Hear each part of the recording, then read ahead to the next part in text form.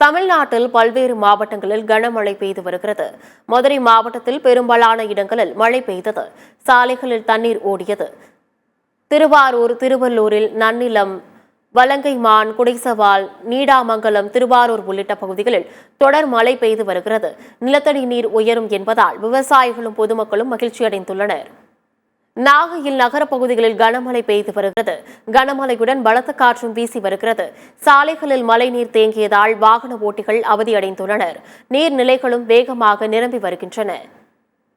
தென்காசி, செங்கோட்டை உள்ளிட்ட பகுதிகளில் அதிக அளவில் 9 மில்லிமீட்டர் மழை பெய்துள்ளது. வீரசிகாமணி, அதன் சுற்றுவட்டார பகுதிகளிலும் உள்ள குளம் மற்றும் குட்டைகளில் நீர் பெருகி குற்றாலம் அருவிகள் மற்றும் மாவட்டத்தில் உள்ள அணைகளிலும் தண்ணீர் இருப்பு உயர தொடங்கியிருப்பதால் விவசாயிகள் மத்தியில் மகிழ்ச்சி ஏற்பட்டுள்ளது. அரியலூர் மாவட்டத்தில் நேற்று மாலை முதல் பல்வேறு இடங்களில் லேசானது முதல் மிதமான மழை விட்டு விட்டு பெய்து வருகிறது. கோடை மழை சாகுபடி செய்யக்கூடிய பயனுள்ளதாக இருக்கும் என்பதால் விவசாயிகள் மகிழ்ச்சி அடைந்துள்ளனர். தஞ்சை மாவட்டத்தில் பட்டுக்கோட்டை, அதிராம்பட்டினம் உள்ளிட்ட பகுதிகளில் அதிகாலை முதல் கனமழை பெய்து வருகிறது.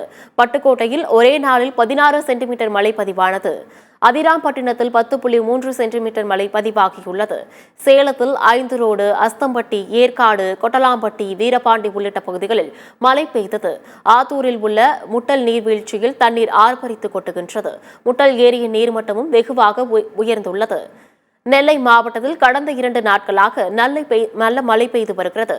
மாவட்டத்தின் பிரதான பாபநாசம் அணையின் நீர்மட்டம் 51.2 அடியாகவும், சேர்வலாறு அணையின் நீர்மட்டம் 62.73 அடியாகவும், மணிமுத்தாறு அணையின் நீர்மட்டம் 85.98 அடியாகவும் உள்ளது.